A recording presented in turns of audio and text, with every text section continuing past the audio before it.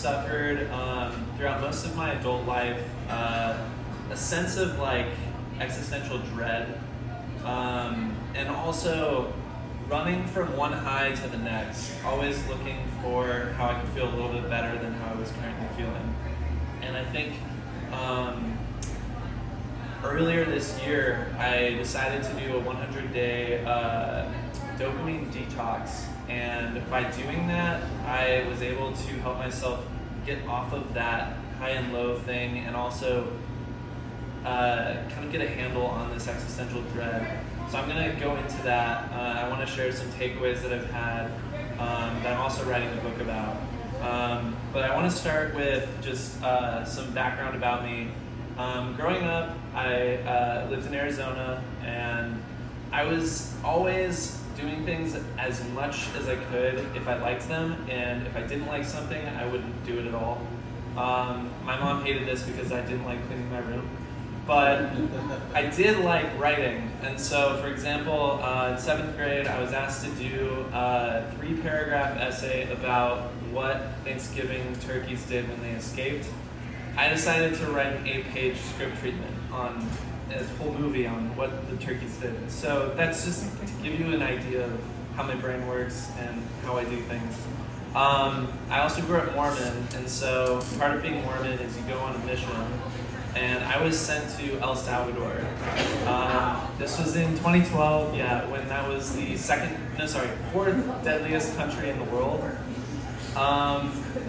So I showed up probably about a week in, and I was walking down the sidewalk with my mission companion, and I walked right past a body laying in a pool of blood, and I was shocked, and I couldn't believe that I was experiencing this. And I looked around to my mission companion. He didn't seem to notice. Everyone around me also didn't seem to notice, and I was like, how is this not like freaky? And after a couple weeks, I realized this was just the norm. This was just how people were living. And another thing that happened on my mission, I got really into working out. For about 3 or 4 months, I was lifting a lot and really enjoying it. I was liking how my body was feeling. I was getting stronger. And then I got parasites. And for about 2 weeks, I was in bed, only able to go from the bed to the bathroom and back. I was in so much pain, and by the end of that 2 weeks, I had lost 20 pounds. Basically all of the muscle, all of the strength that I had earned. So I had this feeling of like, what's the point? I'm just gonna lose it all anyway. And I'm telling you all of this not to make it seem like I've had a way harder life than anybody else, just to let you guys know that I've also suffered things. Everyone in life goes through really hard shit, so I'm just giving you a taste of my hard shit. I get home from my mission, and I'm markedly darker. I have a much darker sense of humor. I've changed, and I kind of have this feeling that nothing's ever really gonna work out. That, like, no matter what I do, people are gonna kill each other, and it's gonna, like, what's the point? And so rather than face what I was feeling, I decided to just dive into stimulation, because then I wouldn't have to think about it. I wouldn't have to think about these horrible feelings that I was having inside. So for me, that was work first. I got really into making movies, and basically became a workaholic.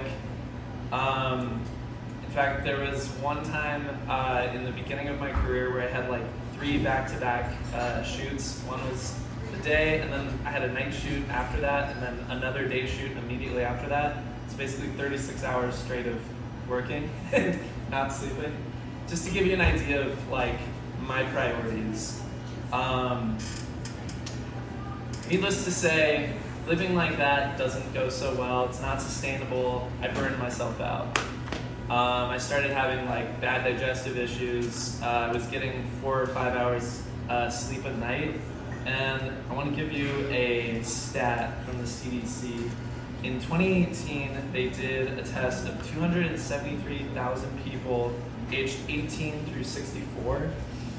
Those people who got 6 hours or less of sleep a night were 2.5 times more likely to have frequent mental distress.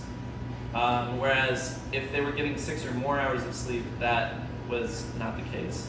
So as somebody who was getting 4 to 5 hours of sleep, I was having that frequent mental distress, and it was confusing because I was like, everything in my life seems to be going right. I have this career that I've always wanted, and I'm living in a place that I love, and I'm surrounded by cool people. I'm partying all the time. Like, what's wrong? Why am I suffering this dread? And so I had my burnout. I had to take a break, and I decided I needed to change the structure of my life. I needed to make a difference, and instead of focusing on distraction, I decided to focus on healing, on recovery. And so for about a year, there was a lot of like yoga. I was partying a little bit less, wasn't doing as many drugs. And at the pinnacle of that, I decided I want to do something formal that can I want to create a structure of what this is. And so I came up with 100 days because I've done several 30-day social media fasts where I get off of social media for 30 days and it feels so good, and I'm not looking at my phone for 6 hours a day. And then as soon as I get off the 30 days, I get addicted again within a week or two. So that wasn't effective. So I was like, okay, more than 30 days, let's go 100. Because the goal is to change my lifestyle. So I'm not just like doing something that's difficult and then I can relax. It was like, I want to do something for long enough that it changes who I am. And so the structure of this 100-day detox was, for 100 days I was going to have no social media, no dating apps, no porn, no alcohol, no drugs, no weed, no caffeine, and no artificial sugar. I was still eating fruit, but no refined sugar or artificial sugar. This was fucking hard. Yeah, probably days 1 through 20 were some of the most intense withdrawals I've ever experienced in my life. I was writing every day, just in my journal about what I was going through, what I wanted. But somehow, because I had talked about it with everybody I knew, I held firm, and I had a really good support system. The other side of this, because that was one side, was what I was cutting. The other side is what I was focusing on. And what I was focusing on was physical health.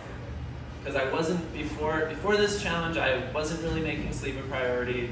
I would exercise because it was fun, and I was just kind of eating whatever. So I decided I was going to get at least 7 hours of sleep a night. That was going to be my main priority, not whatever fun thing was happening that my friends were inviting me to.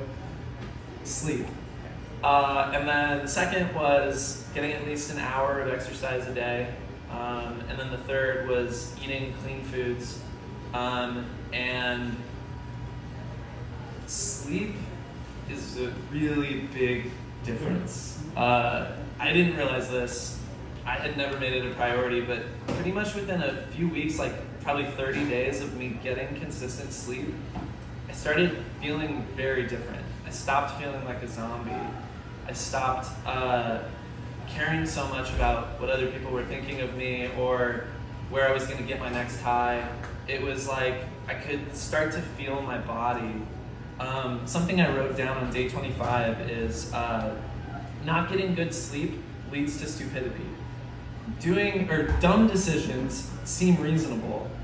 Without good sleep, none of the other things that I'm doing impact much. Because I had a couple days where I was staying up late, and all of those other things I was cutting were not making me feel any better. It was the sleep that was making me feel better. On the other hand, with great sleep as the foundation, amazing change, high energy, and clear-headedness are now my norm. And so I wanted to, I realized pretty early on that the foundation of this challenge that I created was the 3 pillars of sleep, exercise, and eating clean food. And you may be thinking okay, yeah, sleep, that makes a lot of sense, but it's not that easy. I have insomnia, or, I have so many things going on. And I get that because I've lived that. But there's a really good book I read called Sleep Smarter by Sean Stevenson. And he has all of these different strategies that you can use to improve your sleep quality. Making it more of a priority helps a lot.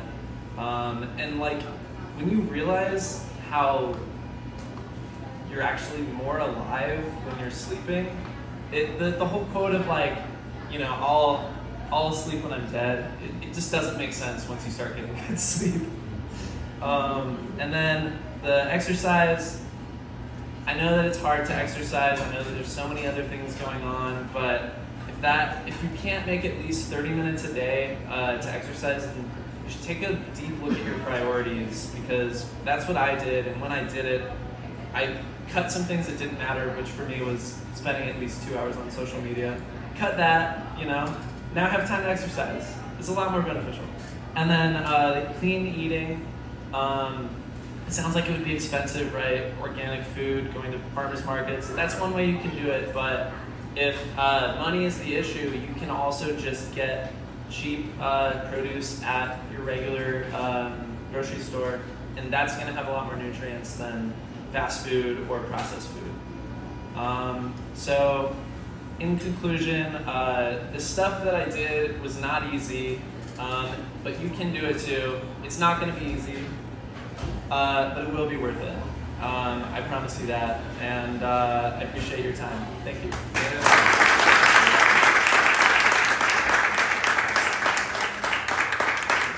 We would all give some attention to not just